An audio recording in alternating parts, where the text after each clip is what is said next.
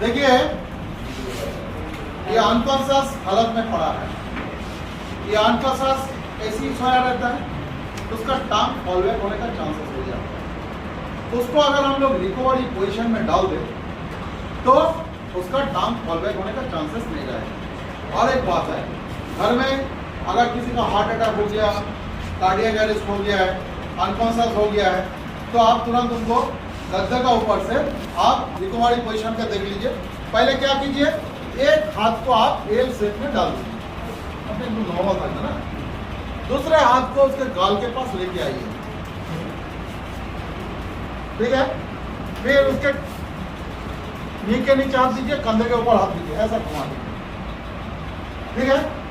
फिर उसका हेड को थोड़ा डाउन कर दीजिए ताकि अगर मुंह से कोई अगर कोई एक्सीडेंट हुआ है, मुंह से कोई ब्लीडिंग हो रहा है या वॉमिटिंग कर रहा है, वो ड्रेन आउट हो जाएगा। देखिए हम लोग ये आराम से सोते हैं ना तकिया लेके, इसको कहते हैं रिकवरी पोजीशन। रिकवरी पोजीशन में क्या होगा, हमारा टांग फॉल बैक होने का चांसेस नहीं रहेगा। अब ये रेस्पॉन्स लेफ्ट साइड ही होना है, রাইট লেফট কোন একটা সাইডে করতে পারেন। আমি ওই পাশে করলে আপনারা দেখতে পাবেন। আছে फॉल्स नीड অনেকের থাকে। देखिए जब कोई ऑपरेशन होता है, एनेस्थेसिस्ट डॉक्टर पहले आके आपको पूछते हैं आपका फॉल्स नीड है कि नहीं, बार बार पूछते हैं।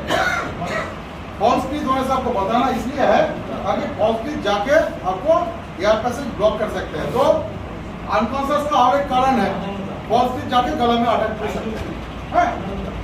तो चलिए अभी आइए, रेस्पॉन्स आपको कैसा देखना है। असीम, जब एक अनकॉन्शियस कैजुअलिटी पड़ा रहता है, आप पहले उसके पास जाइए, क्यों ना उसको मदद का जरूरत है।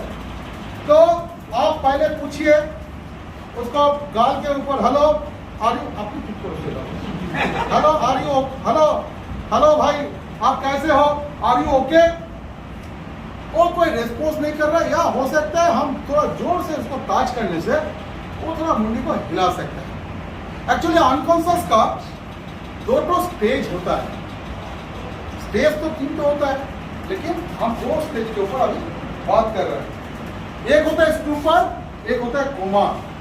स्टूपर होता है फर्स्ट स्टेज, कोमा होता है सेकेंड स्टेज। ओके, तो आपको रेस्पॉन्स जानना है कि वो कौन सा स्टेज में, कौन सा हालत में वो है। उसके बाद आप उसके कंधे पे आइए, थोड़ा जोर जोर से उसको धक्का दीजिए, हेलो भाई आर यू ओके, आप मेरा बात सुनाई दे रहा है आपको। अगर नहीं हो रहा तो कोई भी शरीर में कोई भी जगह में थोड़ा पिंच कीजिए, चिटा काटिए। उसको लगने से, अगर स्टूपर कंडीशन पे रहने से वो हाथ को सरकाने का प्रयास करेगा। या पैर के नीचे जाइए, एक पेन या पेंसिल से थोड़ा टच कीजिए, देखिए अगर स्टूपर कंडीशन पे रहने से पैर को हिलाने का प्रयास करेगा। ठीक है, कुछ नहीं है तो टॉर्च लाइट आँख के ऊपर फेंकिए। आँख के ऊपर फेंकने से क्या होगा, स्टूपर कंडीशन पे रहने से वो आँख को बंद करने का प्रयास करेगा। कोमा में रहने से कोई असर नहीं पड़ेगा। उसके बाद अगर आप रेस्पॉन्स देख लिया कि कौन सा हालत में है, ये तुरंत आपको देखना पड़ेगा। तुरंत अनकॉन्शियस होने का बाद से 4 मिनट काउंट होता है। इसको कहते हैं गोल्डन पीरियड, यानी गोल्डन आवर। एक गोल्डन आवर आपके लिए बहुत माने ये टाइम है, क्यों ना एक गोल्डन पीरियड अगर निकल जाए तो इसको बचने का उम्मीद बहुत बहुत कम हो जाता है। यस, इसलिए हम लोग को बहुत तुरंत एक जगह पे क्यों पूछने के लिए बोल रहे हैं। या अनकॉन्शियस हो गया घर में, आप पैर में धसिए मत, क्यों ना अनकॉन्शियस होने का क्या कारण है, उसका ब्रेन में सर्कुलेशन नहीं हो रहा, ऑक्सीजन नहीं पहुंच रहा है। ओके, अगर आप पैर के नीचे फंसने से क्या होगा, ब्लड सर्कुलेट होना चाहिए ब्रेन तक, तो ब्लड क्या होगा, लोअर पार्ट तक आ जाएगा। आप उसका अच्छा कर रहे हैं लेकिन अच्छा तो नहीं हो रहा। ठीक है, ये हालत में अगर उसको मुंह में कुछ दे देंगे, उसका एयर पैसेज ब्लॉक हो जाएगा, है ना। इसलिए हम लोग एज ए फर्स्ट एडर हम लोग कुछ उसको नहीं खिलाएंगे। ओके, बहुत आदमी घेर के दादा आप ये सब नहीं कर रहा, आप कुछ जानते नहीं है, उसको पानी पिलाइए। आप धीरज से, क्यों ना आप उससे ज़्यादा तेज से बोलने से वो आपको करने नहीं देगा। आप धीरज से बोलिए, भैया हम फर्स्ट एडर है, हम देख रहे हैं, अगर वो बहुत डिस्टर्ब करेगा आप उसको कोई काम में लगा दीजिए, भैया उसका शू खोल दीजिए, भैया उसको थोड़ा पैंट शर्ट को थोड़ा लूज कर दीजिए, उसको काम में लगाइए। एक को जब आप काम में लगा देंगे ना, दूसरा जिसके तरफ आप देखेंगे वो भाग जाएगा। एक थोड़ा टेक्निक भी आपको जानना चाहिए। देखिए सभी थोड़ा दिमाग से काम लेना पड़ेगा, ठीक है ना। तो उसके बाद आप क्या करेंगे, उनका हेड डाउन चीन लिफ्ट कर दीजिए। कैसे, देखिए चीन के नीचे हाथ दीजिए, हेड के ऊपर हाथ दीजिए, थोड़ा हेड डाउन चीन लिफ्ट कर दीजिए।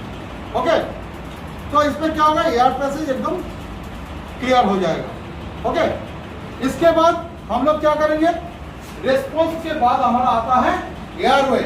तो एयरवे क्लियर करने के लिए हम लोग हेड डाउन चीन को लिफ्ट कर देंगे, उसका एयर पैसेज को एकदम क्लियर कर देंगे। ओके, उसके बाद आता है ब्रीदिंग।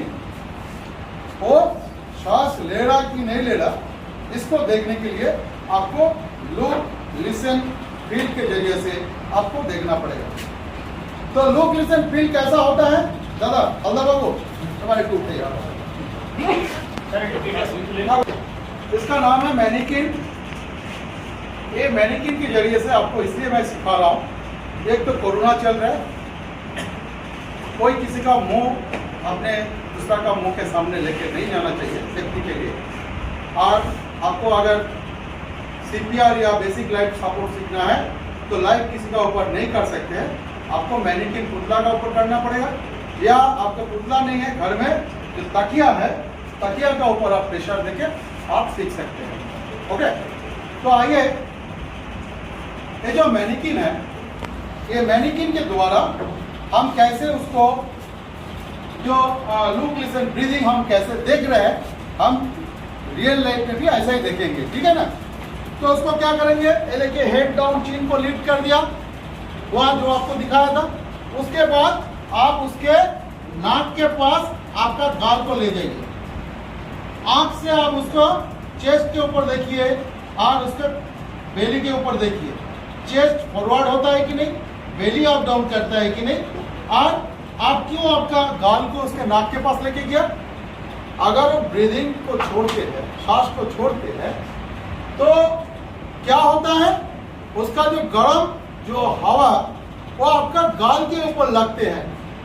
ओके ना। अच्छा, पहले आपको बता रहा हूँ, मेरा आपको नाक के पास लेके गया, वो जब ब्रीदिंग छोड़ रहा है, अगर उसको ब्रीदिंग हो रहा है तो ब्रीदिंग छोड़ने से उसका जो गर्म हवा आपके गाल पे आके लग रहा है, आप फील कर रहे हैं कि हाँ उसका ब्रीदिंग हो रहा है, और आँख से आप देख रहे हैं कि उसका चेस्ट फॉरवर्ड हो रहा है, बेली अप डाउन हो रहा है, और कान से क्या सुन रहे हैं, उसका ब्रीदिंग में कोई नॉइजी साउंड है कि नहीं, कोई दिक्कत होता है कि नहीं।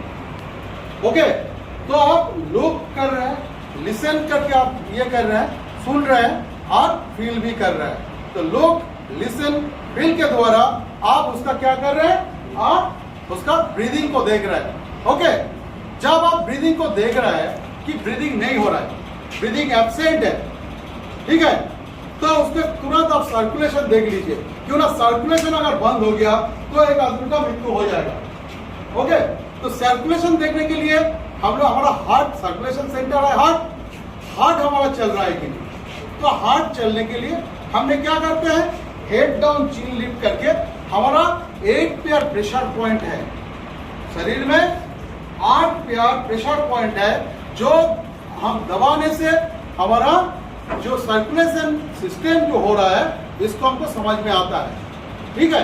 लेकिन हार्ट का नियरर जो सर्कुलेशन सिस्टम है इसको कहते हैं कैरोटिड पल्स।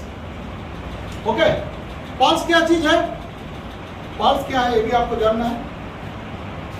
पल्स है जब हार्ट बीट कर रहा है, जो हमारा जो नास है, जब हार्ट बीट कर रहा है, क्या वो ऑक्सीजन ब्लड वो फेंक रहा है, तो जब वो फेंक रहा है सारे शरीर में वो फैल रहा है, तो उसमें क्या होता है, हम लोग फील कर सक रहे हैं। कहाँ फील कर सकते हैं, जहां उसके नीचे एक सिंगल बोन है, ठीक है, बोन के नीचे हम लोग फील कर सकते हैं, ठीक है। क्यों ना आप, जैसा कि पानी का जो हमारा पाइप होता है, आप पाइप को कोई भी एक सख्त चीज के ऊपर दबाने से पानी बंद हो जाता है, लेकिन आप सख्त चीज के ऊपर नहीं दबा के दूसरा जगह दबाने से क्या होगा, पानी और तेज पानी फूकेगा। ओके, तो हमारा जो प्रेशर पॉइंट है, जो आर्टरी है, ये आर्टरी जहाँ सिंगल बोन के ऊपर से दिया है वहाँ हम लोग दबाने से हम फील कर सकते हैं। ओके, तो हमारा 8 पेयर प्रेशर पॉइंट में रेडियस आल्ना भी आता है, जो डॉक्टर फील करते हैं। तो रेडियस आल्ना कहाँ है, एक थाम जो है, हाथ का जो थाम है, ये थाम से थोड़ा आप ऊपर की तरफ थोड़ा आइए, 3 आंगली से यहाँ हाथ लगाइए, देखिए दब दब कर रहा है, आप इसको जान सकते हैं, ठीक है ना। तो ये रेडियस आल्ना प्रेशर पॉइंट है, लेकिन ये हमारा हार्ट से बहुत दूरी पर है, तो हार्ट का नियरर जो प्रेशर पॉइंट है ये है कैरोटिड प्रेशर पॉइंट। ये कहाँ है, हमारा जो ट्रैकिया है, ये ट्रैकिया का दोनों साइड से ये हमारा किया है। तो हम लोग क्या करेंगे, हेड डाउन चिन लिफ्ट करके 3 आंगली से राइट साइड या लेफ्ट साइड दबाने से हमको फील होगा कि हार्ट बीट कर रहा है या नहीं बीट कर रहा है। अगर हार्ट नहीं बीट कर रहा है, ब्रीदिंग एब्सेंट है, हार्ट बीट नहीं कर रहा है, तो ये बहुत सीरियस कंडीशन पे है, इसका मृत्यु हो सकता है। इसलिए हम तब क्या करेंगे, तुरंत उनको बेसिक लाइफ सपोर्ट में लाएंगे। बेसिक लाइफ सपोर्ट यानी CPR, cardio pulmonary resuscitation, CPR को हर व्यक्ति को जानना चाहिए। आज आप शपथ कीजिए कि आज आप सीख के जाएंगे, आप दूसरा किसी को मत सिखाइए, घर में जाके पहले आपका मिसेस को सिखाइए, आपका बच्चा लोगों को पहले सिखाइए। क्यों ना, मिडनाइट में आपका भी कार्डियक अरेस्ट हो सकता है, आपका भी हार्ट अटैक हो सकता है, उस टाइम आपका बच्चा और आपका मिसेस पहले ही आपको हेल्प कर सकता है, नहीं तो आप भी डेड बॉडी बन के हॉस्पिटल तक पहुंच जाएंगे। हार्ट अटैक और कार्डियक अरेस्ट ये दोनों एक चीज नहीं है, दोनों अलग चीज है। हार्ट अटैक क्या होता है, हार्ट अटैक होने के पहले हार्ट अटैक और कार्डियक अरेस्ट, जिनका हाई बीपी है, जिनका शुगर है, दोनों ही हो सकता है, लेकिन हार्ट अटैक के पहले आपको अवॉइड करते हैं, बहुत सारे साइन एंड सिम्टम होता है, आपको स्वेटिंग होता है, चेस्ट पेन होता है, पहले लेफ्ट साइड से मिडिल पोजीशन से पहले स्टार्ट होता है, लेफ्ट साइड होते हुए आपका कंधे से होते हुए नीचे फैलते हैं, और क्या होता है, आस्ते आस्ते ऊपर जेबड़ा तक आ जाता है। समझ गया, ये पेन इतना खतरनाक होता है जैसा कि आपका हार्ट को कोई जोर से दबा के रखा। और क्या उसके लिए क्या होता है, आपका ब्रीदिंग लेने में दिक्कत हो जाता, आपका स्वेटिंग होता है, आप धुंधला देखते हैं, आपको पहले अवॉइड कर दिया, आप सावधान हो जाओ, नहीं तो आपका खतरा आ गया। लेकिन कार्डियक अरेस्ट कुछ नहीं बोलते, तो तुरंत आता है, तुरंत आपको लेके चले जाएंगे। सडन आप शायद ऑफिस जाएंगे, ब्रश कर रहे हैं या नहाने जा रहा है, लैट्रिन गया है, सडन आप गिर पड़ते हैं, सडन गिर पड़ा, आपका 10 मिनट्स टाइम है, इसके अंदर आपको कोई हेल्प नहीं किया, आप गया ऊपर। तो हमने सारे वर्ल्ड पे 35% आदमी का मौत होता है cardiac arrest and heart attack पर। ये हार्ट अटैक, कार्डियक अरेस्ट या अनकॉन्शियस कैजुअलिटी का जो मौत होता है, इसको हम रोक सकते हैं। ये मौत को हम सभी ने रोक सकते हैं, क्यों? बेसिक लाइफ सपोर्ट के जरिए से, एडवांस लाइफ सपोर्ट के जरिए से। इसलिए हर आदमी को बेसिक लाइफ सपोर्ट सीखना बहुत जरूरी है, क्योंकि हम इंडियन कंट्री पे रहते हैं। एडवांस लाइफ सपोर्ट हमें हर जगह पर नहीं मिलेगा, क्योंकि हम बहुत आदमी गांव में रहते हैं, शहर में रहने से भी हमारा खड़गपुर इलाका में आता हूँ। एक्चुअली हार्ट जब बंद हो जाता है, ये जो 4 मिनट क्या होता है, ब्रेन के पास कुछ ऑक्सीजन रहता है, ब्रेन क्या करते हैं, वो ऑक्सीजन में आपको अवॉइड करते हैं, देखो भाई हमारा पास जो ऑक्सीजन है, हम तुमको कुछ टाइम के लिए तुमको हम बचा के रख रहे हैं, लेकिन तुम कम से कम वेंटिलेशन पे आ जाओ, नहीं तो तुम्हारा मौत हो जाएगा। तो आप वेंटिलेशन में ला रहे हैं, दोनों हाथ से आप वेंटिलेशन दे रहे हैं। वेंटिलेशन तो जानते हैं, सभी ने जानते हैं, हॉस्पिटल ले जाने से वेंटिलेशन में रखते हैं, लेकिन हम 2 हाथ से भी वेंटिलेशन दे सकते हैं। कैसे?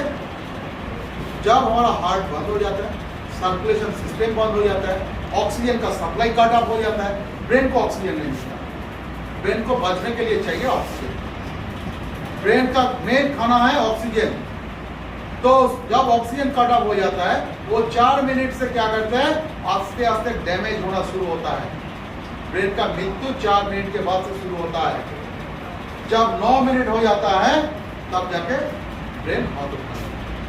हाँ यार, हम तुमको बचाना नहीं सीखेगा, ठीक है। तो हमारा काम होता है कि 4 मिनट हमारा गोल्डन पीरियड है। एक टाइम में अगर हम कोई किसी को अगर हम हेल्प करें, तो आप सोच लीजिए कम से कम हम 30% आदमी को लाइफ को सेव करें, 30% ओनली।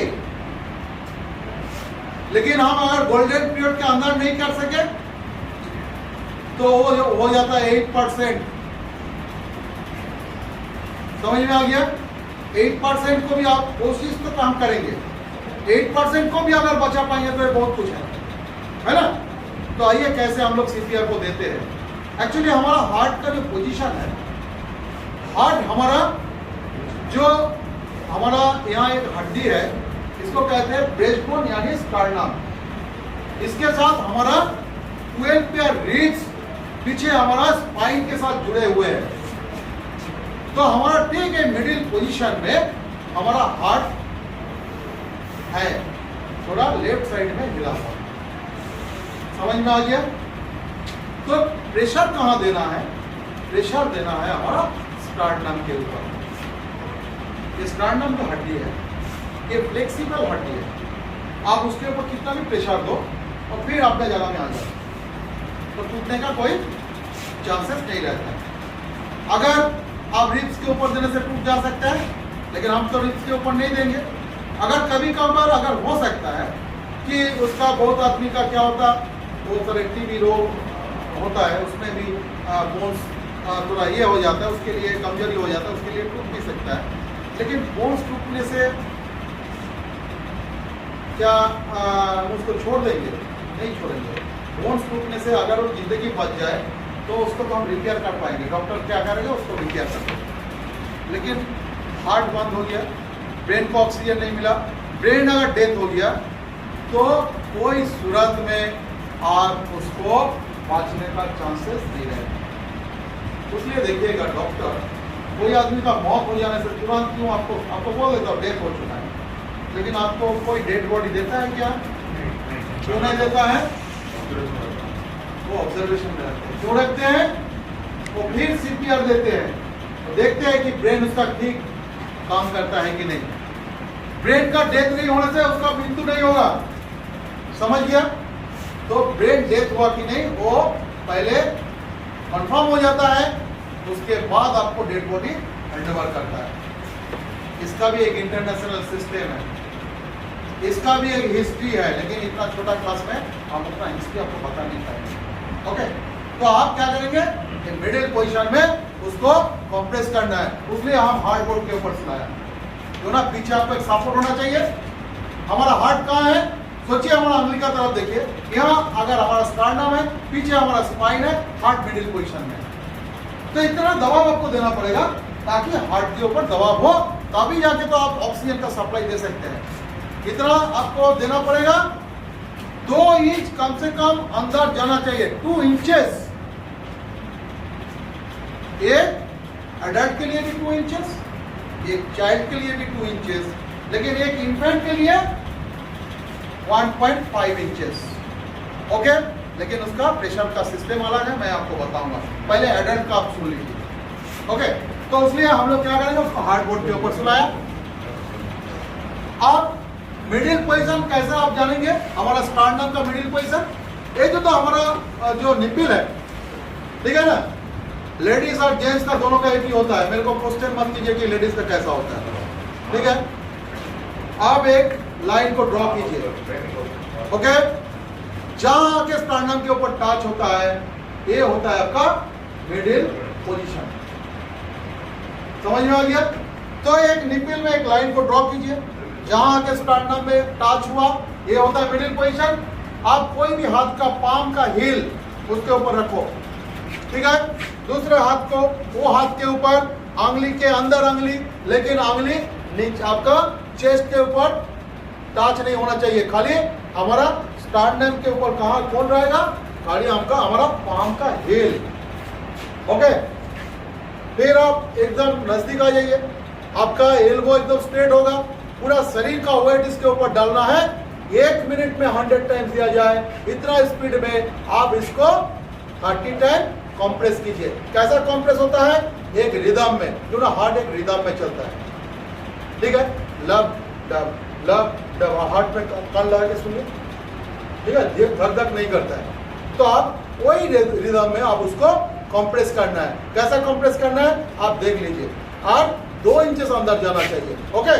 1 2 3 4 5 6 7 8 9 10 11 12 13 14 15 16 17 18 19 20 21 22 23 24 25 26 27 28 29 30। जैसा 30 हुआ, हम लोग पहले सीपीआर में 2 बार माउथ टू माउथ इन्फ्यूशन देता था, लेकिन 2015 के बाद हम लोग इन्फ्यूशन पार्ट को ऑफ कर दिया। और अभी तो कोरोना चल रहा है, उसलिए हम लोग माउथ टू माउथ देता नहीं। फूल लगाने से कुछ हेल्प होता है, लेकिन वो हेल्प का जरूरत नहीं है। खाली आप कार्डियक कंप्रेस कीजिए, इसको कहते हैं hands on CPR, COLS, compression only light support, okay. तो 30 देने के बाद फिर आप उसको कैरोटिड पल्स को फील कीजिए, फिर आ जाइए, फिर उसको आप कंप्रेस देते जाइए। लेकिन एक आदमी ज्यादा देर तक दे नहीं पाएंगे, उसलिए आप एक सब्स्टिट्यूट को बुलाइए, ठीक है। आप दूसरा किसी को बुलाइए, भाई हम उसको बेसिक लाइफ सपोर्ट में ला रहे हैं, उसका सीपीआर देने का जरूरत है, आप बैठ के देखो, हम जब थक जाएंगे आप स्टार्ट करना। क्यों ना, हम क्या कर रहे हैं, क्या कर रहा है, ये भी आपको जानना जरूरी है। देखिए, जब हम उसको प्रेस दे रहा है, हार्ट में हमारा दबाव डाला, हार्ट और लंग्स के अंदर जो ऑक्सीजन ब्लड था, इसको क्या किया, हम सप्लाई कर दिया ब्रेन में, ब्रेन को ऑक्सीजन मिल गया। जैसा हम हाथ को फिर उठाया, लेकिन हमारा जो पाम का हील है वो लेकिन स्टार्टनम के ऊपर टच हुआ है, अभी भी हम खाली हल्का किया, ऊपर उठा दिया, उसमें क्या होगा, सारा शरीर से फिर ब्लड हार्ट में आ गया, फिर दवा दिया, फिर वो चला गया, ऑक्सीजन सप्लाई हो गया, फिर उठाया, फिर सप्लाई आ गया हार्ट में, फिर दबाया, फिर चला गया। ये है manual system, manual ventilation system, ठीक है।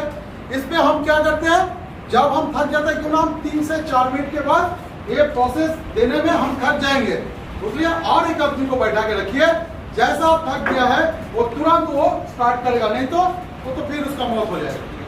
কত মিনিট দিতে হবে যতক্ষণ না নর্মাল না হচ্ছে, ফেসের কালার না নর্মাল হচ্ছে, যতক্ষণ না আপনি कैरोटिड पल्स आपको मिल रहा है, जब तक आप हॉस्पिटल तक ना पहुंच रहे हैं, जब तक आप डॉक्टर को बुलाए, डॉक्टर आपके पास जब तक नहीं आ रहा है, तब तक ये प्रोसेस को आपको जारी रखना है, आपको छोड़ना नहीं है। फर्स्ट एड का एंड कब होता है, फर्स्ट एड का आप डॉक्टर को हैंडओवर करने के बाद आपका काम समाप्त हो जाते हैं।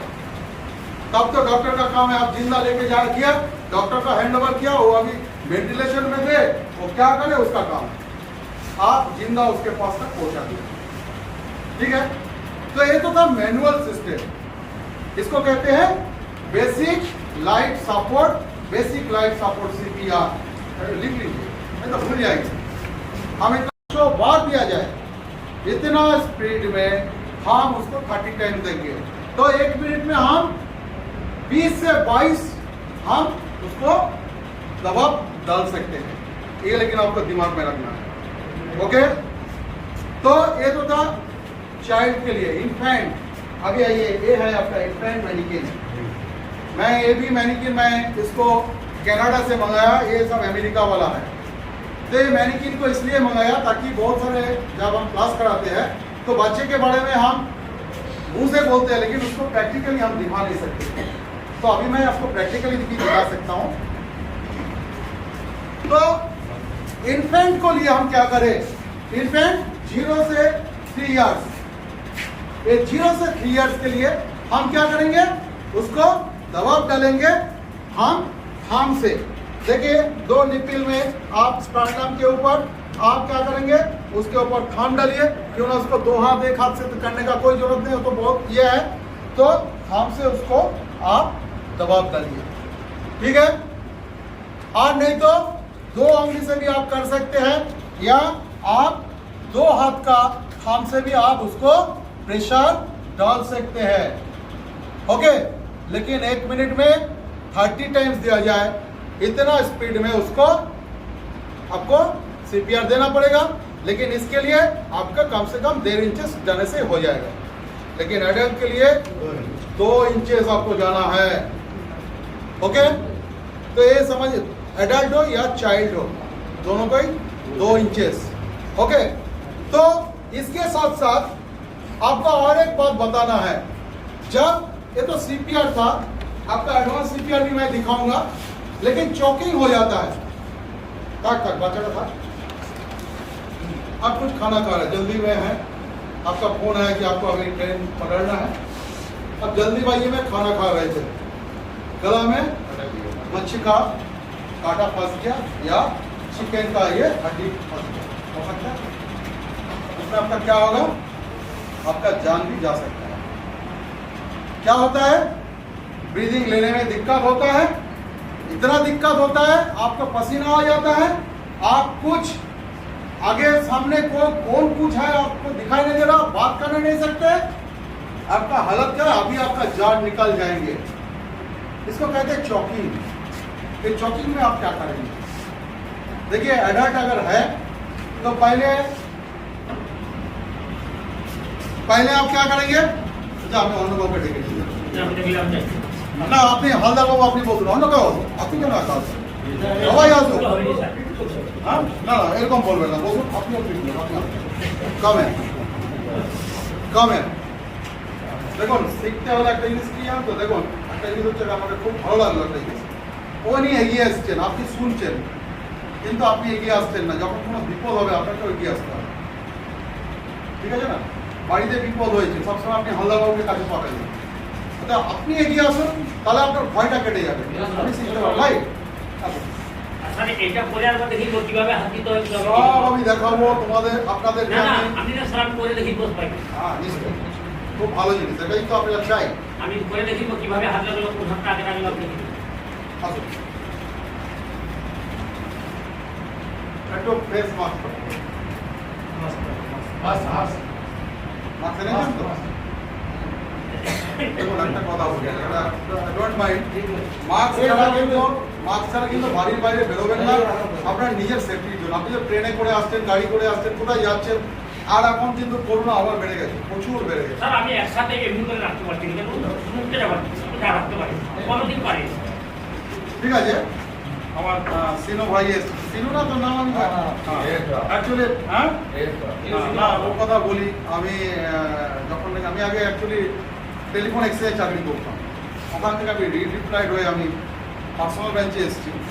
আমি প্রথম এদের খড়গপুর স্টেশনের বিল বানাতাম, স্টেশন মাস্টার, সাথে এদেরও বিল বানাতাম, সেই থেকে আমার পরিচয়, এরা খুব রেসপেক্ট করে আমাকে, গার্ড হয়েছে, আমি খুব খুশি, সিনিয়র গার্ড হয়ে গেছে। তাহলে তো আপনাকে তো ট্রেনিং করে দেখুন আমার স্পেয়ারিং করছে कि আমি কি उससे क्या मतलब है, আমি সবই করছি, আমাকে গিয়ে আবার আমার স্কুল সেকশনকে দেখতে, আমি আমার ইনচার্জ, আমার 4টে স্কুল আছে, সাঁতরাগাছিতে একটা, 3টে স্কুল, কোনো কাজ করতে হয়, এরকম কোনো ব্যাপার না, এরকম কোনো ব্যাপার না। কাজ আপনাকে রেলের কাজ দিতে হবে, তারপরে এটা তো ভলেন্টিয়ারি। দেখুন এই যে চকিং যখন হয়, चॉकिंग जो क्या होच्छे और उसका क्या होगा, उसको ब्रीदिंग लेने नहीं सक रहा है, तो उस टाइम में हम उसको क्या करें, थोड़ा नीचे की तरफ उसको झुका दें, ओके। तो हमारा दोनों साइड में शोल्डर ब्लेड है, इधर एक हड्डी है, इधर एक हड्डी है, इसको कहते हैं शोल्डर ब्लेड, ठीक है। ये शोल्डर ब्लेड में क्या करेंगे, आप थोड़ा जोर जोर से थोड़ा मारिए, शोल्डर ब्लेड का बीच में जोर जोर से थोड़ा मारिए, ठीक है, मारने से क्या होगा, वो जो पार्ट है वो निकल के आ जाए। अगर नहीं निकला, ठीक है, हो सकता है कि नहीं निकला, हो सकता है ना, उसको ऐसा झुकाइए। उसका ये जो अपर ट्रंक लोअर ट्रंक, इसका बीच में, ये अपर ट्रंक लोअर ट्रंक, इसके बीच में ऐसा थोड़ा हाथ को मुठा कीजिए, ठीक है, थोड़ा और थोड़ा झुक जाए, उसको ऐसा उसको पकड़ लीजिए और थोड़ा पीछे का तरफ दबाइए, ऊपर का तरफ उठाइए, पीछे का तरफ दबाइए, ऊपर का तरफ उठाइए। तो ये करने से क्या होगा, प्रेशर जो होगा, ये प्रेशर ऊपर से क्या करेगा, वो पार्ट को निकाल देगा, ठीक है। लेकिन ये छोटा बच्चा है, ठीक है, सुनो, थैंक यू। छोटा बच्चा अगर होगा, ये जो छोटा बच्चा, एक्चुअली छोटा बच्चा क्यों ज्यादा इफेक्टेड क्यों होता है, और क्यों इफेक्टेड होता है, वो जो भी चीज उसके सामने रहता है वो सारे चीज को सोचता है कि ये खाने का चीज है, तो मुंह में ले लेता है, ठीक है ना, तो उसमें उसका चॉकिंग हो जाता है। तो आप क्या करेंगे, आप उसको ऐसा हाथ के ऊपर, अगर छोटा इन्फेंट है तो हाथ के ऊपर रख सकता, थाई के ऊपर रख सकता, रख के ये जो शोल्डर ब्लेड है इसके बीच में थोड़ा जोर जोर से उसको मारिए, ठीक है, थोड़ा नीचे का तरफ झुका लीजिए, जोर से इसको मारिए। मारने से क्या होगा, उसका गला से निकल के आ जाएगा। अगर नहीं हुआ, छोटा बच्चा होने से आप दोनों पैर को ऐसा पकड़ के उसको पीछे का तरफ ऐसा उसको मार सकता है, वहां से भी उसको निकाल के आ जाएगा, ठीक है ना। और चाइल्ड होने से, चाइल्ड का भी वही एक ही सिस्टम है कि उसको झुका लीजिए, चेयर में बैठा दीजिए, झुका लीजिए और उसको थोड़ा पहले शोल्डर ब्लेड के बीच में आप उसको थम्पिंग कीजिए और निकल के आ जाएगा।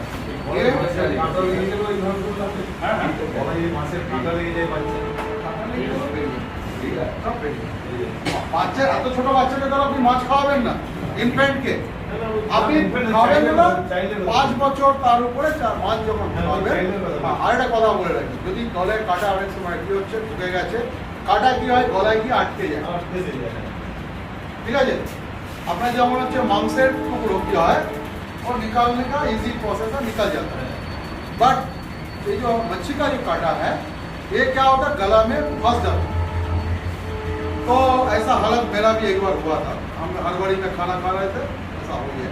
अक्सर होता है सर, सबके साथ होता है। हाँ, तो उस टाइम में देखिए मैं बहुत कुछ जानता हूँ, लेकिन प्रैक्टिकली नहीं निकल रहा था। तो मेरा दिमाग में आया, मैं एक जगह में पढ़ा था कि केला खाने से वो ठीक हो जाएगा। मैं क्या किया, एक तो पेट भर गया, ऊपर से वो दिक्कत, तो मैं क्या किया, 2 केला खा लिया, लेकिन कुछ नहीं हो रहा है। मैं बहुत घबरा गया था। हम सोचे अगर ऐसा कुछ होगा तो फैमिली को बोलूँगा हॉस्पिटल ले जाने के।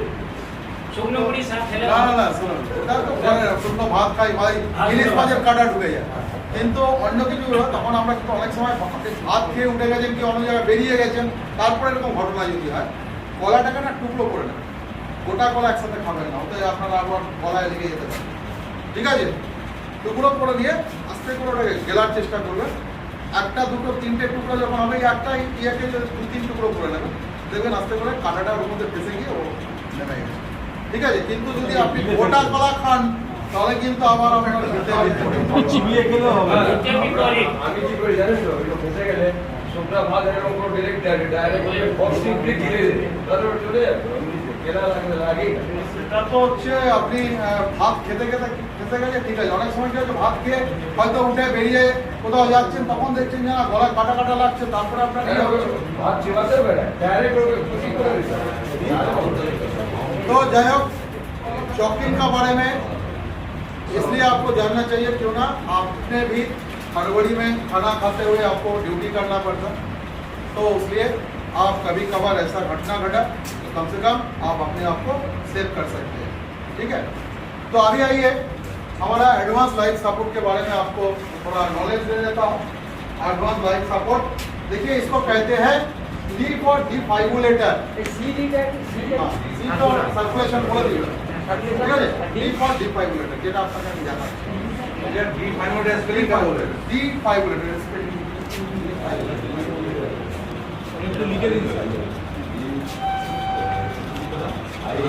डिफाइबुलेटर तो छोड़ दे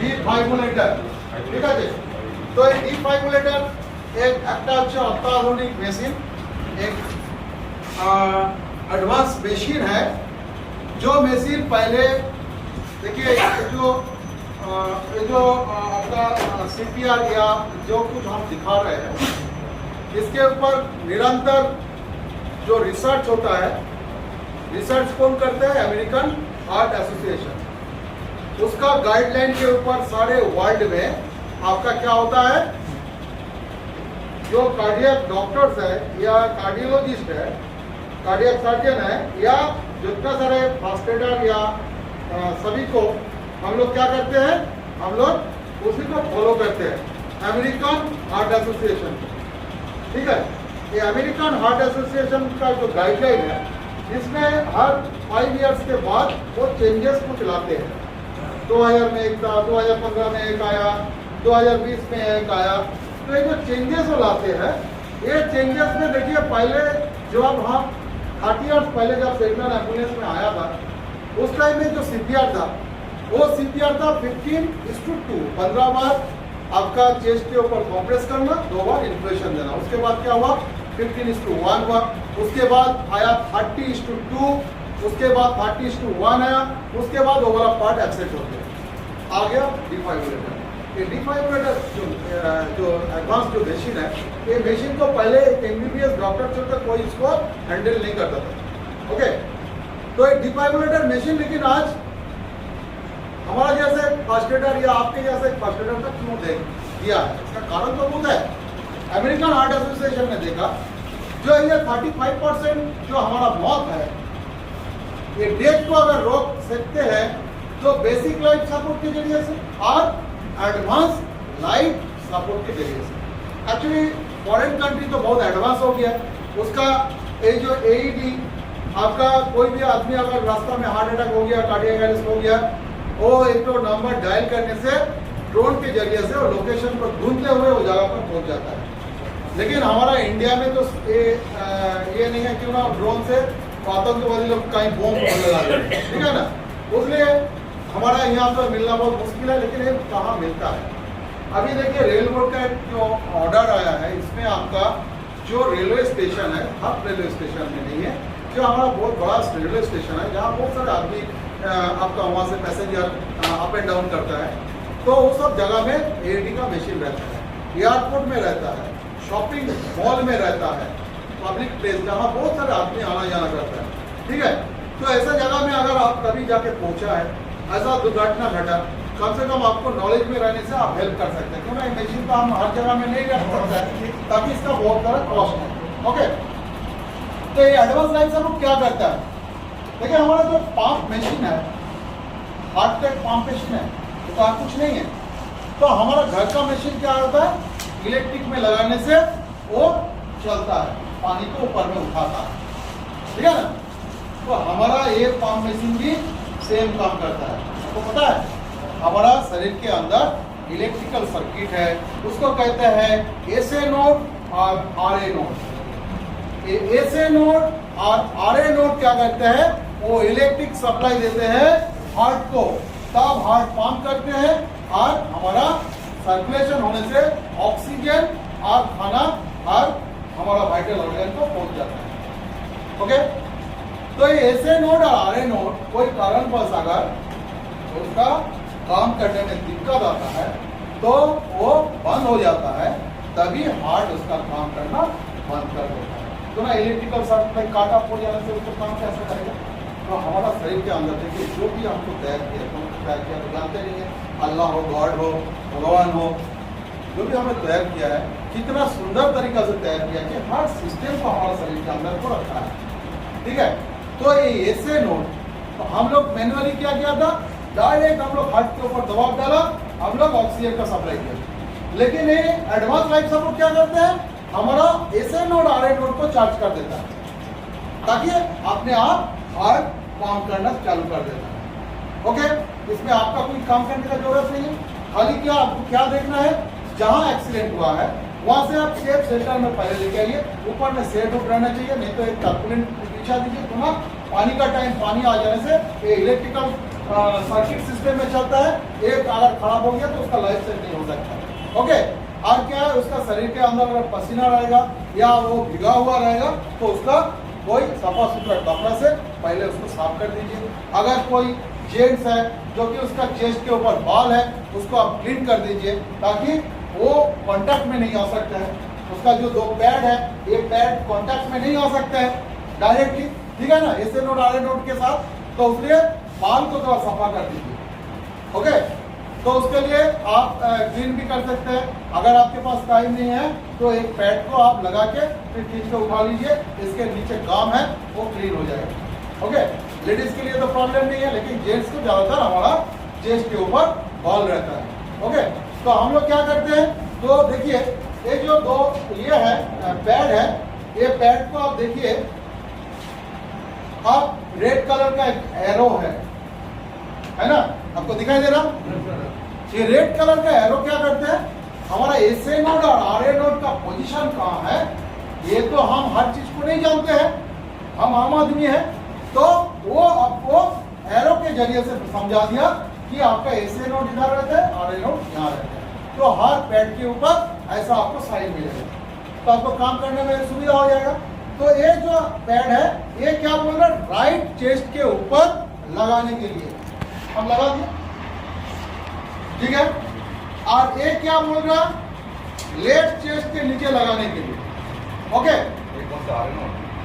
ये है एसए नोड, ये है आरए नोड, ठीक है।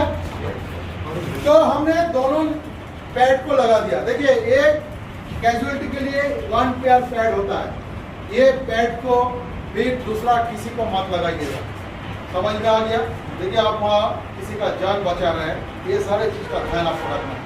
ओके, इसके बाद आइए, इसका एक ये है आपका वायर है, वायर के साथ हम इसको साथ कनेक्ट कर दे रहे हैं।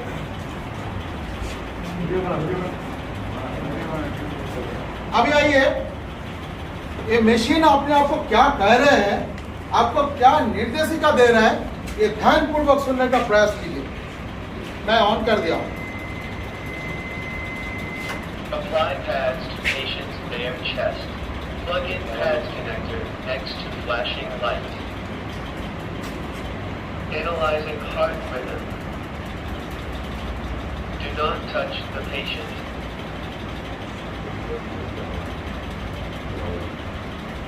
Shock advised. उसको टच करने के लिए मना कर दिया। Charging. Stay clear of patient.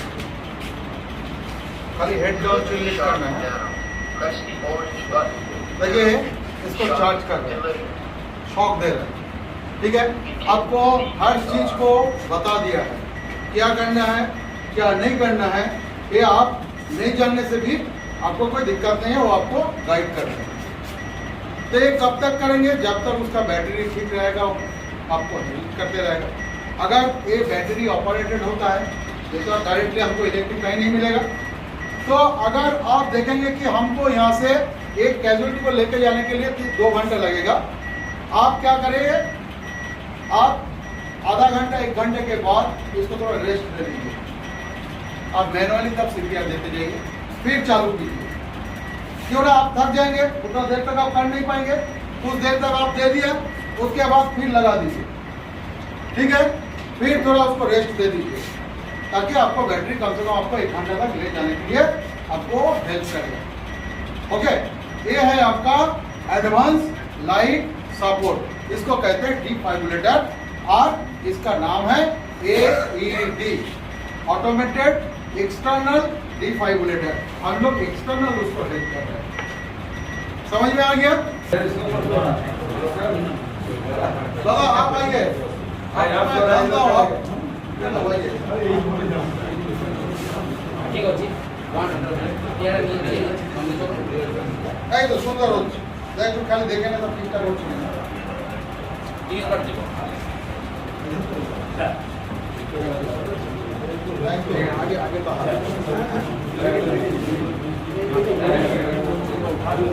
हाँ शुरू करो तो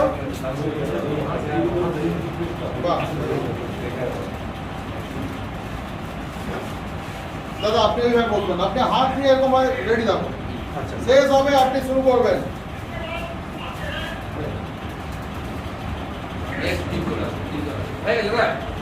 আচ্ছা তুমি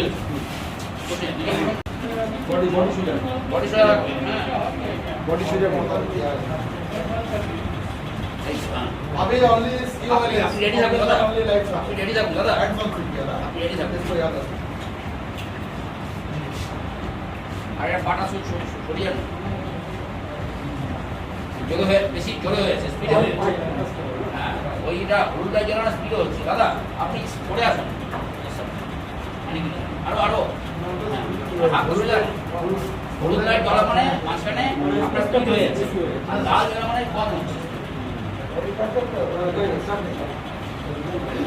আসুন দাদা আরো দুজন আমি একটা হ্যাঁ করুন দাদা আগে চলে সাইড হয়ে গেছে সাইড হয়ে গেছে মিডল মিডল মিডিলে করো স্টার্ট লাগবে মিডিলে হয়ে গেছে হয়ে হাতটা গেছে উল্টো হয়ে গেছে হাতটা রাখা উল্টো হয়ে গেছে সাবধান করে আপনি দেবে যখন মেরেছে এটা সাবধান করে যখন দেবে অসুস্থ রোগীকে রেসপন্স করাবো দেখেন সব ভালো করে দেখো সামনে দাদা বুঝলেন দাদা সামনে সেন্টার পাবে তুমি আরো আরো সামনে হড়বড়ি না দাদা হড়বড়ি না হাঁটুনি করবি আচ্ছা দেখুন অসুস্থ রোগীকে আমি রেসপন্স করাবো দেখুন কিরকম হ্যাঁ হাতটা ঠিক আছে তো দেখ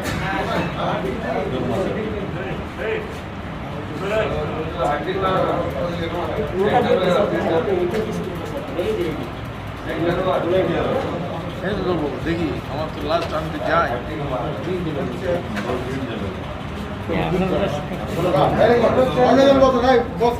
एक तो सिंपल फ्रैक्चर एक तो कंपाउंड फ्रैक्चर एक तो कम्युनिटेड फ्रैक्चर तो ये फ्रैक्चर और कुछ स्पेशल टाइप का फ्रैक्चर भी होता है इम्पैक्टेड फ्रैक्चर होता है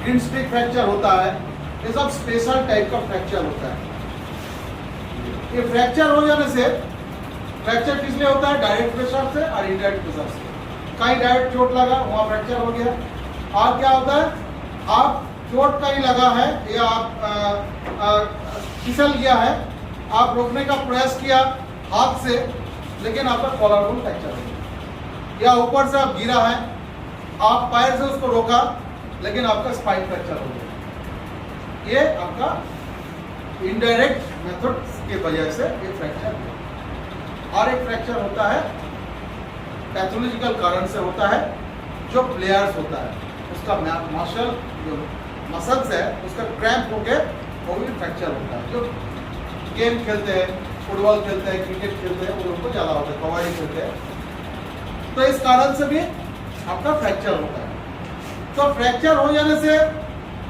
हम लोग उसको एज ए फर्स्ट एडर क्या करते हैं हम लोग उसको रेस्ट में पहले रखते हैं जहाँ उसको फ्रैक्चर हुआ है उसको इमोबलाइज करते हैं उसको कोल्ड कंप्रेस करते हैं और उसको एलिवेट करते हुए उसको हॉस्पिटल या डॉक्टर के पास पहुंचा देते हैं ठीक है फ्रैक्चर को देखने के लिए डॉक्टर के पास एक्सरे मशीन है वो देख के उसका जो करना वो करेगा लेकिन हम लोग क्या करेंगे पहले उसको रेस्ट में रखेंगे उसको उधर उधर मूवमेंट करने नहीं देंगे और वो जगह जहाँ फ्रैक्चर हुआ वो जगह को हम लोग रिस्ट्रिक्ट कर देंगे थ्रू स्क्रीन आपके फर्स्ट एड बॉक्स में ऐसा लकड़ी का टुकड़ा होता है या घर में अगर कोई किसी का हुआ है तो लकड़ी का टुकड़ा नहीं मिला तो आप स्केल से भी कर सकते हैं या आपका फाइबर से भी कर सकते हैं या पिच बोर्ड जो होता है जो कर्टन को जो मोटा ये होता है उसमें से कर सकते हैं या बंच ऑफ पेपर से भी हम लोग मूवमेंट को रेस्ट्रिक्ट कर सकते हैं उस वो जगह में क्या करेंगे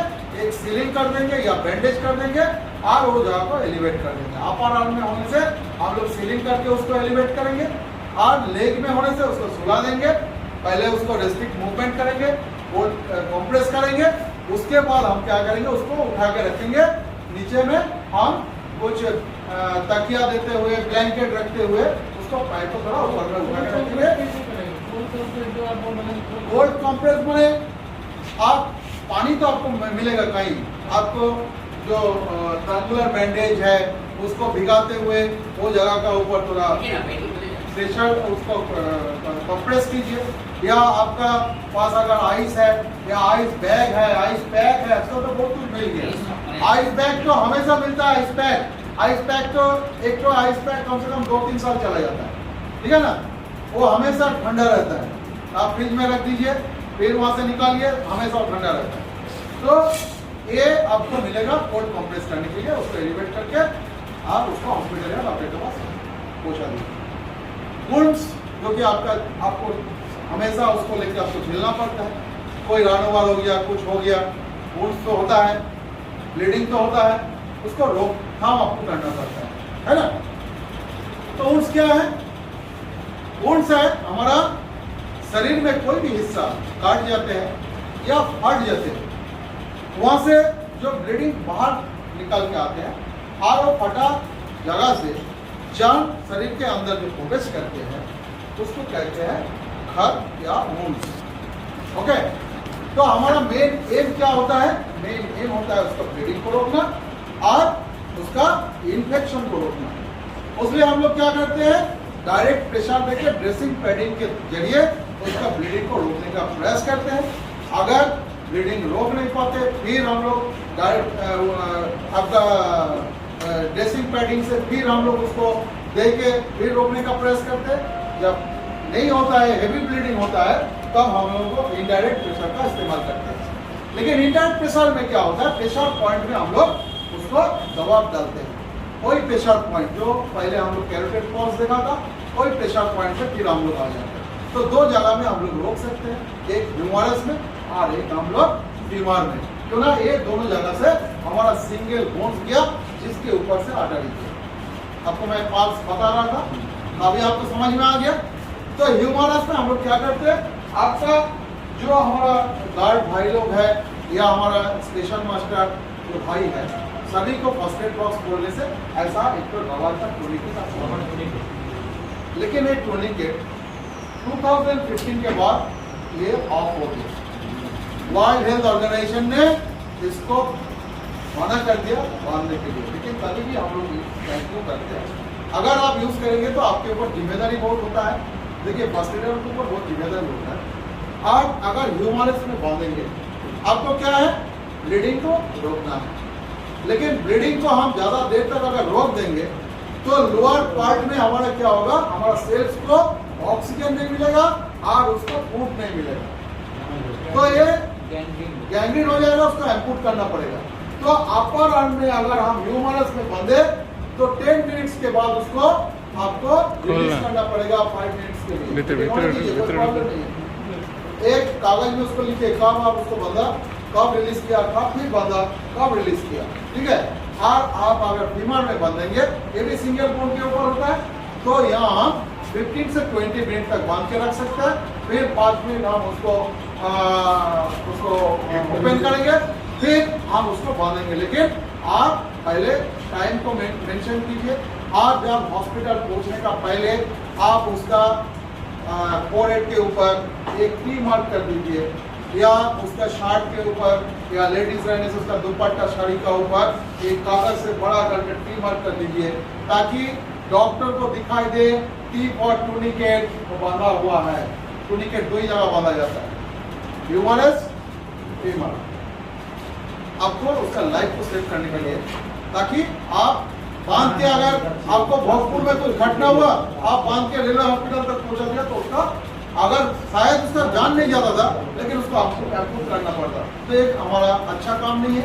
तो इसको देखने के लिए आपको थोड़ा बीच बीच में उसको रिलीज करना पड़ेगा। ओके, तो आप देखिएगा कि आपको टूनिकेट ना बांधा हो। अगर टूनिकेट, रबर टूनिकेट आपके पास नहीं है, तो आपका हैंडकरचीफ से भी आप बांध सकते हैं, उसको ये करके फोल्ड करके आप टाइट करके उसको बांध सकते हैं, ठीक है। तो अभी आइए, आपको बैंडेज इसलिए बता रहा हूँ कि बैंडेज करने के लिए दो मुद्दा पहले आता है, उसके बाद तो हम बैंडेज करते हैं। तो बैंडेज क्या है और ड्रेसिंग क्या है? ड्रेसिंग हम लोग वुंड्स के ऊपर जो हम लोग देते हैं, एक कपड़ा का टुकड़ा जो देते हैं, उसको कहते हैं ड्रेसिंग। ड्रेसिंग क्या करते हैं? ड्रेसिंग का क्या काम है? वो डायरेक्ट प्रेशर से वो ब्लीडिंग को बंद कर देता है। और क्या करता है? इन्फेक्शन होने नहीं देता है, और क्या करता है, फर्दर इंजुरी ना हो उसको भी वो देखभाल करता है। क्यों ना, जहां आपका चोट लगता है आप देखिएगा वो जगह पर फिर आपको चोट लगने का आशंका रहता है, ठीक है ना, इसलिए उसको भी वो हेल्प करता है आपको दोबारा चोट ना लगे। और ड्रेसिंग और पैडिंग को उसका सही जगह रखने के लिए आपको एक कपड़े के टुकड़ा से उसको हम लोग बांध के रखता है, वो है बैंडेज। तो बैंडेज जनरली 3 टाइप्स का होता है, एक होता है रोलर बैंडेज, एक होता है ट्रायंगुलर बैंडेज, एक होता है एडहेसिव बैंडेज, जैसा कि बैंडेड हो, ये सब तो टेप का जैसा लगा इमीडिएट उसको रिलीफ होता है। ओके, लेकिन एज ए फर्स्ट एडर हम लोग रोलर बैंडेज और एक क्रेप बैंडेज भी होता है, क्रेप बैंडेज भी हम लोग यूज करते हैं, लेकिन ज्यादातर हम लोग रोलर बैंडेज सबसे ज्यादा यूज करते हैं ट्रायंगुलर बैंडेज। तो ट्रायंगुलर बैंडेज क्या है, ऐसा एक बैंडेज है जो हम उसको मल्टीपर्पज यूज कर सकते हैं। कहीं अगर चोट लगा पूरे कपड़े से हम उसको हेल्प कर सकते हैं, उसको फोल्ड करके ब्रॉड चौड़ा बना के हेल्प कर सकते हैं, उसको फिर फोल्ड करके नैरो बना के हम लोग हेल्प कर सकते हैं। तो ट्रायंगुलर बैंडेज बनता कैसा है, 1 मीटर स्क्वायर कपड़ा को अगर डायगोनली हम कटिंग करते हैं तो 2 हमें आपका ट्रायंगुलर बैंडेज को मिलता है। ये ट्रायंगुलर बैंडेज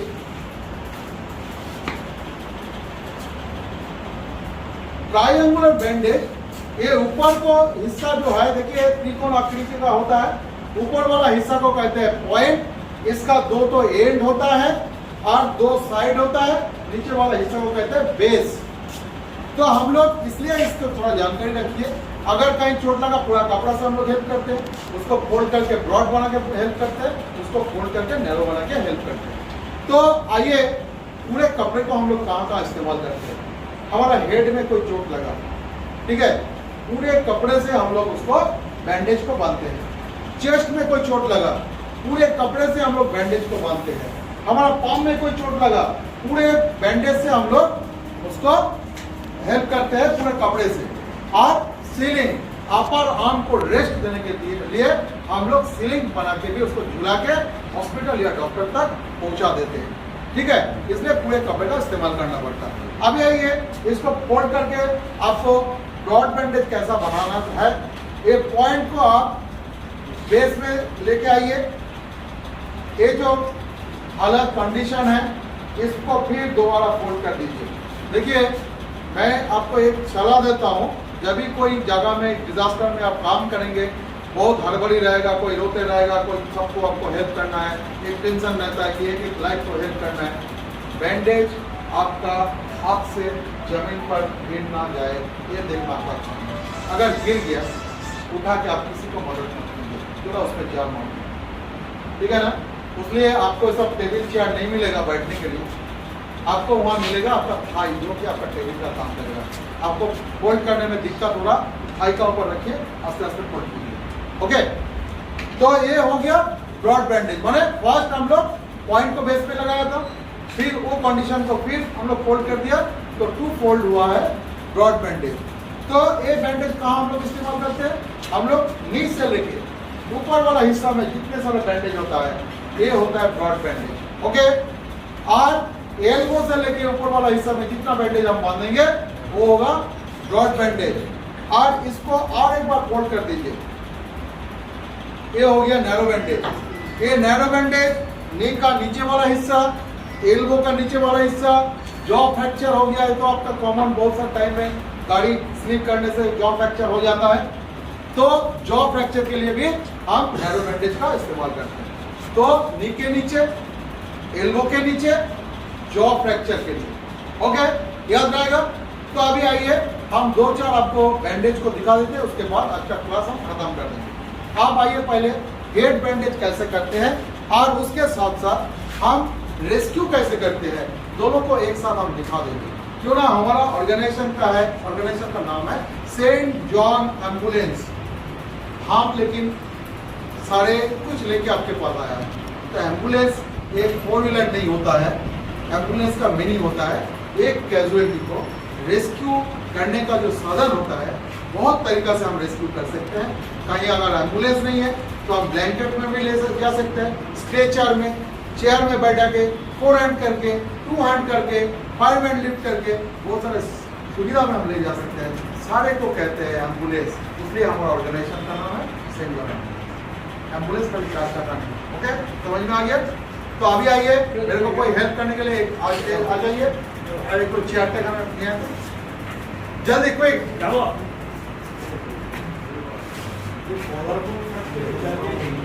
কলার বোন ফ্র্যাকচারের ব্যান্ডেজ হচ্ছে, প্রথমে ব্রড ব্যান্ডেজ করতে হবে, ঠিক আছে? ব্রড ব্যান্ডেজটাকে কি করতে হবে? তোর স্কেল মাছ নিয়ে এটাকে এখান থেকে ফোল্ড করে, ঠিক আছে? পিছনে এইটা আবার বাঁধা, ঠিক আছে? হাতে একটা স্লিপ করে ওকে রেস্টে রাখা। কলার বোনে কোনো রকম ইয়া হয় না, ওটাকে খালি আমরা যাতে কলার থাকে আরও কিছু দিকে না দিকে तो अभी आइए। आप जाइए, आपको बहुत हड़बड़ी लग रहा है, आपको पहले से मैं देख रहा हूँ। नहीं ठीक है,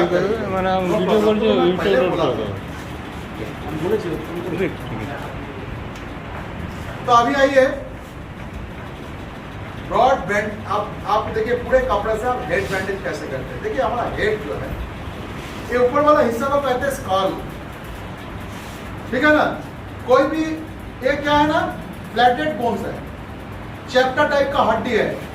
कोई भी भारी चीज जब गिरता है ये क्या होता है, डिप्रेस हो जाता है, अंदर की तरफ घुस जाता है। बोन अंदर की तरफ घुस के क्या होता है, हमारा जो ब्रेन है उसको डिस्टर्ब करते हैं, तभी एक आदमी का मौत हो जाता है। इसलिए हम लोग 2 व्हीलर में हम लोग हेलमेट को इसलिए पहनते हैं, पुलिस के डर के लिए हम लोग हेलमेट नहीं पहनते, हमारा सेफ्टी के लिए हम पहनते हैं। तो हम लोग क्या करते हैं, या वर्कशॉप में जो नौकरी करते हैं या कोई फैक्ट्री में, वो लोग हेलमेट को पहनते हैं, क्योंकि भारी चीज ऊपर से अगर गिर गया तो उसका मुंडी कम से कम सेफ हो जाए। ओके, तो कोई भारी चीज गिर गया, डिप्रेस्ड हो गया, ब्लीडिंग हो रहा है, हम लोग क्या करेंगे, ड्रेसिंग पैडिंग। ये ड्रेसिंग पैडिंग क्या होता है? ड्रेसिंग पैडिंग तो एक आपका फर्स्ट एड बॉक्स में थोड़ा मोटा हुआ एक बैंडेज का कपड़ा होता है, लेकिन घर में होने से आप ड्रेसिंग पैडिंग क्या घर में रखते हैं? किसी का घर में फर्स्ट एड बॉक्स नहीं होता, तो आप छपा हुआ कपड़ा को थोड़ा उसको मोटा कर लीजिए, फोल्ड करके थोड़ा मोटा कर लीजिए, करके वो जगह के ऊपर थोड़ा दबा के रखिए। डायरेक्ट प्रेशर देने से क्या होगा, उसका ब्लीडिंग को हम बंद कर सकते हैं, ब्लीडिंग को रोकथाम कर सकते हैं। और क्या होगा, इसमें जाम अंदर जाने नहीं सकेगा। तो इसको सही जगह में रखने के लिए इसका ऊपर एक हम पट्टी बांध देंगे, उसको कहते हैं बैंडेज। तो सोचिए ड्रेसिंग पैडिंग हम उसको देके दबा के रखा, 5 मिनट, ब्लीडिंग बंद हो गया।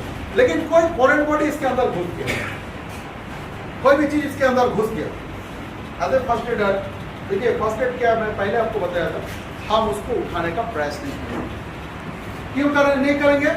जैसा उठाएंगे ब्लीडिंग बहुत ज्यादा होगा, हम कंट्रोल कर नहीं पाएंगे, या कितने अंदर तक गया है, हमारे पास एक्सरे मशीन नहीं है या स्कैन मशीन नहीं, हम देख नहीं पाएंगे।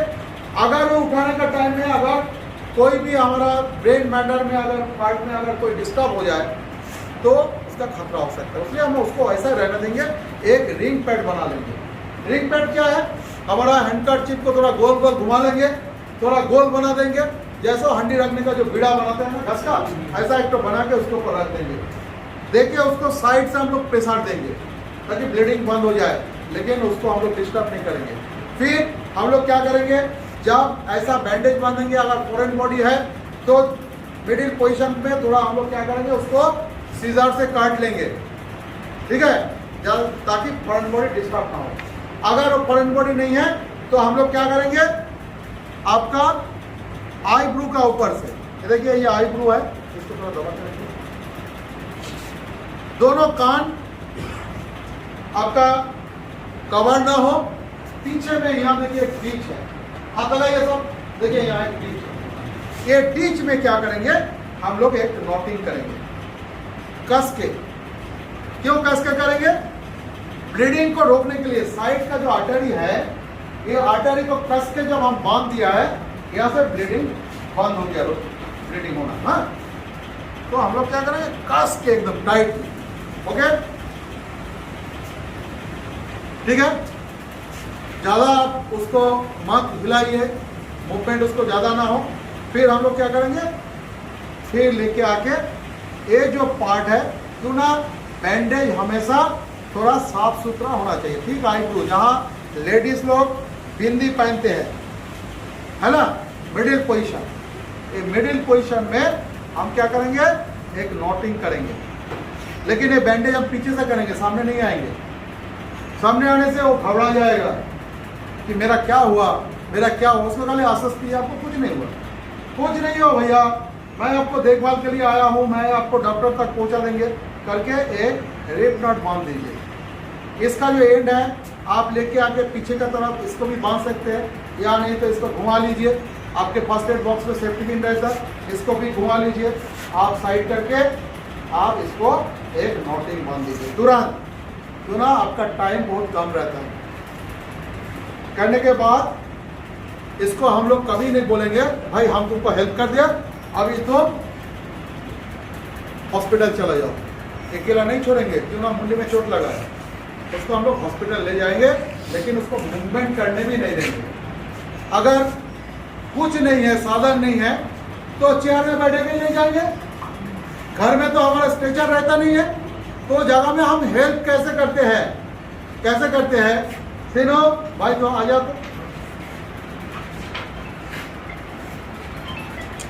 थोड़ा खड़ा हो जाओ साइड में, ऐसा साइड में खड़ा हो, दोनों पैर को फैलाते हुए, ठीक है। ओके, ऐसे नीचे का हाथ दे, ये जगह में, आगे खुदा किधर हाथ दे, वाह।